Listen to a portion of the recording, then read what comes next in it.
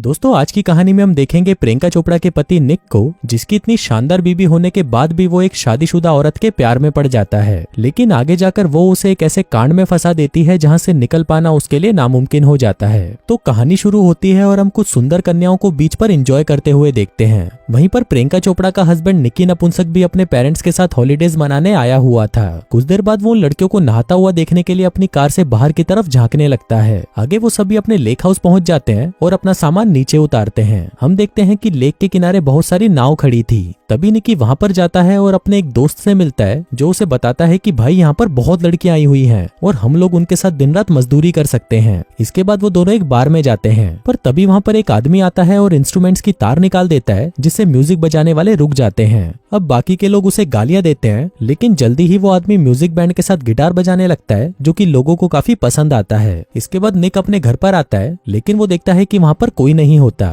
फिर वो अपने कमरे में जाता है और वहाँ पर कुछ तस्वीरें देखने लगता है। आगे जब वो खिड़की से बाहर देखता है तो उसे एक कपल दिखाई देता है जो कि वहाँ पर आए होते हैं। यहाँ पर आदमी का नाम पप्पू पासपोर्ट और औरत का नाम चुस्की होता है। निक नपुंसक चुस्की को ही देख रहा था जो कि बहुत ज्यादा खूबसूरत थी। वो उसे घूरे ही जा रहा था, लेकिन तभी वो लोग घर के अंदर चले जाते हैं। लेकिन निक अभी भी चुस्की को देखने की कोशिश करता है, पर जब चुस्की उसको देखती है तो उसकी फट जाती है और वो खिड़की से हट जाता है। इसके बाद निक उसे फिर से देखने के लिए अपनी साइकिल लेता है और जानबूझकर उसे रिपेयर करने लगता है ताकि वो उसकी टांगे देख सके। इसके बाद निक अपने दोस्त के पास जाता है और वो लोग फिर से लड़कियों के बारे में बातें करते हैं। इसके बाद वो लोग एक मैट्रेस को लेकर पुरानी नाव के अंदर जाते हैं, जिसकी दूसरी तरफ से उन्हें किसी के हंसने की आवाज आती है। इसके बाद निकी अपने घर वापस आता है और देखता है कि वहाँ पर उसके पड़ोसी आए होते हैं। निकी का बाप उसे नए पड़ोसियों से मिलने जुलने के लिए कहता है जो कि चुस्की और पप्पू पासपोर्ट थे। निकी उससे मिलने जाता है, जहाँ पर पप्पू पासपोर्ट उसे कहता है कि मुझे तुम्हारे बाप ने बताया कि तुम नाव के बारे में बहुत कुछ जानते हो। वो निक को उसकी नाव में काम करने को कहता है और कहता है कि तुम्हें इस काम में अच्छा पैसा मिल सकता है। फिर अगले दिन निक पप्पू पासपोर्ट की नाव में जाता है। वो वहाँ पर चुस्की को स्विमिंग करके बाहर आते हुए देखता है, जिसके बाद चुस्की नहाने चली जाती है। अब निकी नपुंसक उसे देख ही रहा था कि तभी चुस्की अपने कपड़े उतारती है, जिसको देखते ही निकी का खड़ा हो जाता है।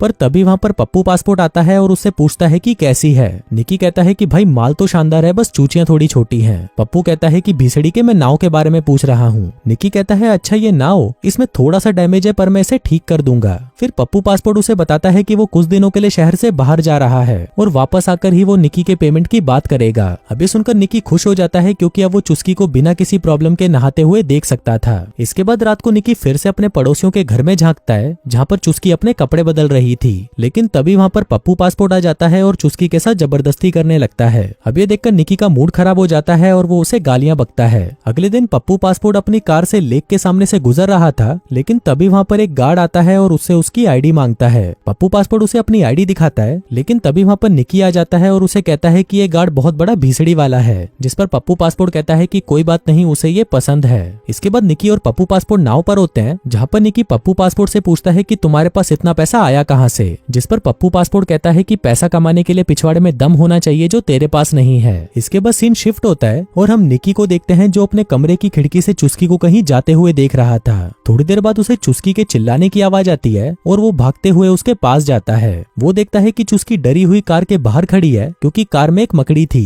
अब निकी कार में से उस मकड़ी को बाहर निकालता है और उसे कुचलकर मार देता है। इसके बाद वो कार को ठीक करने लगता है, लेकिन इसी दौरान चुस्की उसके काफी करीब आ जाती है, जिससे उसका फिर से खड़ा हो जाता है। फिर निकी जाकर इस बारे में अपने दोस्त को बताता है, लेकिन उसका दोस्त उसे पप्पू पासपोर्ट से बचकर रहने को कहता है। आगे जब निकी अपने काम से घर वापस आता है तो उसे चुस्की घर के बाहर बैठी हुई मिलती है। वो चुस्की के पास जाता है तो चुस्की उसे बताती है कि उसने घर की चाबी खो दी, इसलिए वो घर के अंदर नहीं जा पा रही। वो उसे कहती है कि प्लीज तुम इस बारे में किसी को मत बताना, क्योंकि मेरे पति ने मुझे घर का ध्यान रखने को कहा था। लेकिन तभी अचानक से बारिश शुरू हो जाती है और चुस्की निकी को पत्थर से खिड़की तोड़कर अंदर जाने को कहती है ताकि अंदर जाकर वो दरवाजा खोल सके। अब निकी भी उसकी बात मानकर अंदर जाता है और किसी तरह से दरवाजा खोल देता है। इसके बाद चुस्की उसे कहती है कि तुम यहीं रुको और मेरे साथ दारू पियो। अब वो लोग बातें कर रहे थे, पर तभी चुस्की उसे कहती है कि तुम्हें तो चोट लगी है। आगे वो उसकी पैंट खोलकर उसकी चोट को साफ करने लगती है और कहती है कि वो जल्दी से ठीक हो जाएगा। अब क्योंकि निकी का पूरी तरह से तन चुका था तो वो चुस्की को किस कर लेता है, लेकिन अगले ही पल वो उससे माफी मांगता है। लेकिन तभी हम देखते हैं कि चुस्की को इससे कोई प्रॉब्लम नहीं होती और वो निकी को फिर से उसे किस करने को कहती है।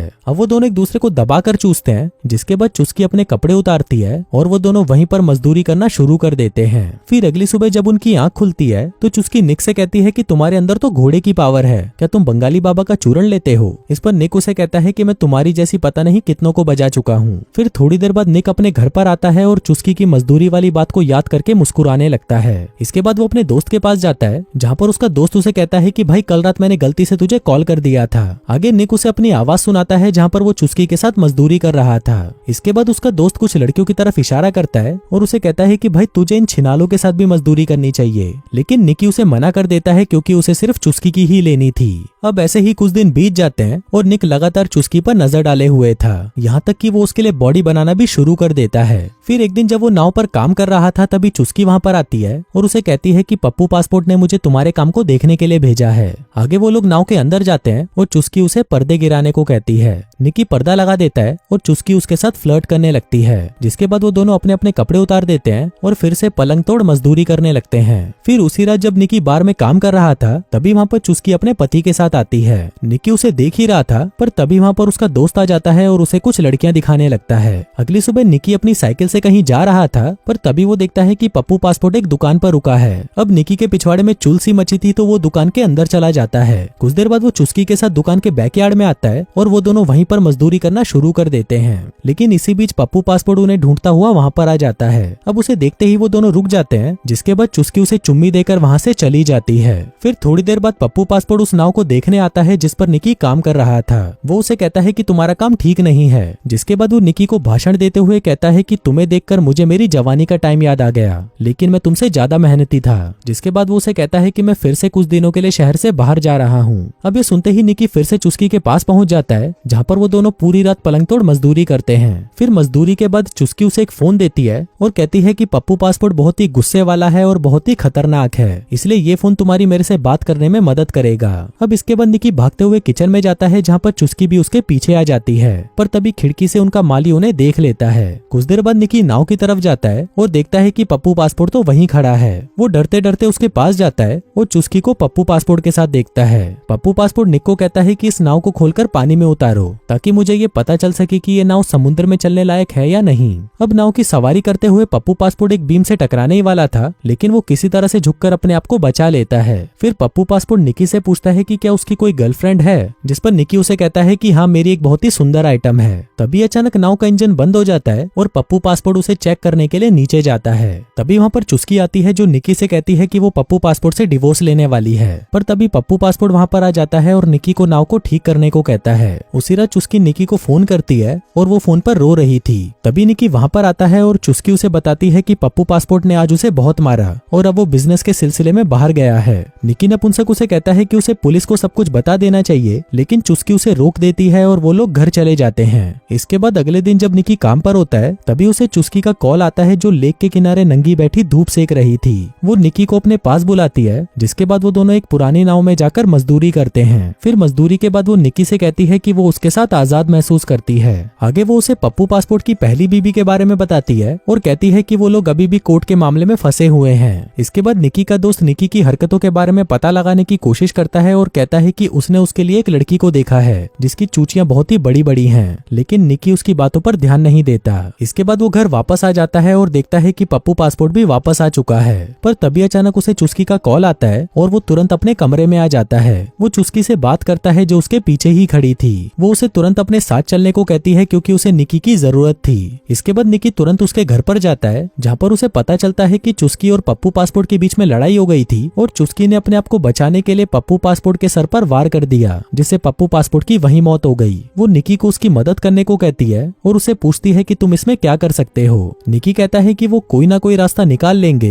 जिसके बाद वो उसे कहता है कि हमें पहले जैसा ही आम बर्ताव करना होगा। इसके बाद वो बार में काम करने जाता है और जब वहाँ से वापस आता है तो देखता है कि चुस्की उसके मॉम डैड के साथ बैठी है। वो सभी कुछ देर बातें करते हैं और निक अपने कमरे में चला जाता है। उसी रात निकी चुस्की से बात करने के लिए उसके घर पर जाता है और चुस्की उससे माफी मांगती है। वो कहती है कि वो अपने घर पर अकेली नहीं रह पा रही थी, इसलिए वो उसके मॉम डैड से मिलने चली गई। निकी कहता है कि हम इस वारदात को एक्सीडेंट बता सकते हैं, लेकिन चुस्की कहती है कि ये बहाना काम नहीं करेगा। तभी निकी के दिमाग में एक आइडिया आता है और वो उसे कहता है कि जब भी पुलिस पप्पू पासपोर्ट के बारे में तुमसे पूछने आए तो तुम बोल देना कि तुम दोनों के बीच में लड़ाई हुई थी, जिसके बाद पप्पू पासपोर्ट कहीं चला गया। ये कहने के बाद वो पप्पू पासपोर्ट की बॉडी लेकर उसकी बोट पर चला जाता है, लेकिन इससे पहले कि वो वहाँ से निकल पाता वहाँ का गार्ड उसे देख लेता है। वो उसे पप्पू पासपोर्ट कहकर आवाज लगाता है और निक भी पप्पू पासपोर्ट की तरह ही एक्टिंग करता है और बोट को लेकर वहाँ से चला चला जाता है। अब अगली सुबह पुलिस की कार्यवाही शुरू हो जाती है और उन्हें ये सब एक्सीडेंट लगता है। इसके बाद पुलिस चुस्की के घर में पूछताछ करने आती है। निक देखता है कि चुस्की पुलिस वालों से बात कर रही है। आगे हम देखते हैं कि निक ने उस रात बीम की मदद से पप्पू पासपोर्ट के सर पर वार किया और फिर शराब और सिगरेट की मदद से बोट पर आग लगा दी, जिससे कि ये सब एक एक्सीडेंट लगे। अब निकी अपनी आम जिंदगी जीने लगता है और उसी बार में ही काम करता रहता है। एक दिन वो वहाँ पर कुछ पुलिस वालों को ड्रिंक पिला रहा था और वो पुलिस वाले भी इसी घटना के बारे में बातें कर रहे थे। इसके बाद हमें एक औरत को ड्राइविंग करते हुए दिखाया जाता है जो कि शहर में आ रही थी। वो औरत पुलिस वालों से मिलने जाती है और उन्हें कहती है कि एलए ट्रस्ट इस मामले को बहुत ही गंभीरता से ले रहा है, क्योंकि पप्पू पासपोर्ट के पास एक लाइफ इंश्योरेंस था जिसकी कीमत बहुत बड़ी थी और क्योंकि ये पैसा चुस्की को मिलना था तो इस पहलू से जुड़े हर मामले की गंभीरता से जांच की जाएगी। इसके बाद चुस्की को पूछताछ के लिए बुलाया जाता है, जहाँ पर उसे पूछा जाता है कि क्या उसका किसी और के साथ अफेयर चल रहा है। चुस्की कहती है कि नहीं, उसका किसी के साथ अफेयर नहीं है। अब चुस्की उस औरत के सवालों से परेशान हो चुकी थी, इसलिए वो उठकर वहाँ से चली जाती है। लेकिन पुलिस अभी भी अपनी जांच पड़ताल जारी रखती है और उस गार्ड से बात करती है जिसने निकी को उस रात देखा था। इसके बाद पुलिस निकी के बाप से बात करती है। तभी निकी गार्ड से पूछता है कि उसे किस पर शक है, जिस पर गार्ड उसे बताता है कि उस रात उसने किसी और को देखा था। इसके बाद वो एजेंट चुस्की के घर पर जाती है और वारदात की जगह को चेक करती है ताकि उसे कुछ सबूत मिल सके। उसे वो टूटी हुई खिड़की मिलती है जिसे निक ने चुस्की की मदद से तोड़ा था। इसके बाद वो एजेंट निकी के माँ बाप के पास जाती है और उनसे उस रात के बारे में पूछती है जब चुस्की उनसे मिलने आई थी। निकी के माँ बाप उसे बताते हैं कि चुस्की निकी से मिलने आई थी। अब ये बातें निकी भी सुन रहा था और वो घबरा जाता है। वो चुस्की को फोन लगाता है, लेकिन अपने माँ बाप को कार में आता हुआ देखकर वो कॉल काट देता है। इसके बाद वो लोग पुलिस स्टेशन जाते हैं, जहाँ पर एजेंट उनसे कुछ सवाल पूछती है और उसके मुंह से सच उगलवाने की कोशिश करती है। लेकिन तभी निकी की मॉम उसे कहती है कि बीसीडी वाली मेरे बेटे से दूर रहे। इसके बाद निकी को चुस्की का मैसेज आता है और वो उसे कहती है कि वो उससे पुरानी नाव में मिलना चाहती है। निकी जब वहाँ पर जाता है तो चुस्की उसे कहती है कि उन्हें कुछ दिनों के लिए एक दूसरे से दूर रहना होगा और ये कहकर वो वहाँ से चली जाती है। आगे निकी अपने घर वापस आ जाता है और देखता है कि उस एजेंट की टीम वहाँ पर आई हुई है। एजेंट उसे कहती है कि उसे उसके उंगलियों के निशान और मुंह की लार चाहिए। फिर वो निकी को पुलिस कार में बिठाते हैं और एजेंट उससे फिर से पूछताछ करती है, लेकिन निकी उसे कुछ नहीं बताता। जिसके बाद वो इस पूरे मामले के बारे में अपने दोस्त और मॉम डैड को बता देता है। इसी बीच पुलिस को ब्लड सैंपल का मैच मिल जाता है जो कि निकी ने पुलिस को दिया था। निकी अपनी बेगुनाही साबित करने की पूरी कोशिश करता है, पर हर बार उसकी कोशिश नाकामयाब रहती है। वहीं जिस माली ने चुस्की और निक को साथ में देखा था, उस माली को भी मार दिया जाता है। अब निकी किसी तरह से अपनी साइकिल लेकर वहाँ से भाग जाता है। वो चुस्की से मिलता है, जहाँ पर पहले तो वो उसे किस करती है और फिर खुद ही अपने कपड़े फाड़कर मदद के लिए चिल्लाने लगती है। वो ऐसा दिखाने की कोशिश करती है कि निक उसके साथ जबरदस्ती करने की कोशिश कर रहा है। तभी पुलिस वहाँ पर आ जाती है और निक को पकड़ लेती है। निक पुलिस को कहता है कि ये सब मैंने नहीं किया और ये साबित करने का मुझे एक मौका चाहिए। जिसके बाद पुलिस उसे वहाँ से जाने देती है। निक भागकर चुस्की के मोटेल में उसका सेलफोन लेने जाता है, लेकिन जैसे ही उसे फोन मिलता है तभी चुस्की वहाँ पर आ जाती है, जिसके साथ वो एजेंट भी थी। निक एजेंट से कहता है कि इस फोन में उसकी बेगुनाही के सबूत हैं। इसके बाद वो दोनों वहाँ से बाहर जा रही होती हैं कि तभी निक की नजर एजेंट के पैरों पर पड़ती है, जहाँ पर वैसा ही टैटू था जैसा चुस्की के पैरों पर था। अब निक को पता चलता है कि ये एजेंट तो चुस्की की गर्लफ्रेंड है और ये शुरुआत से ही चुस्की का साथ दे रही है। उसे सारी बातें याद आने लगती है और उसे समझ आता है कि वो इस खेल में फंस चुका है। लेकिन तभी जाने से पहले चुस्की वो फोन वहीं छोड़ जाती है जिसमें निक के बेगुनाही के सबूत थे। आगे वो दोनों पप्पू पासपोर्ट के इंश्योरेंस का पैसा लेकर ये देश छोड़कर वहां से चली जाती हैं। और दोस्तों, इसी के साथ ही ये कहानी यहीं खत्म हो जाती है।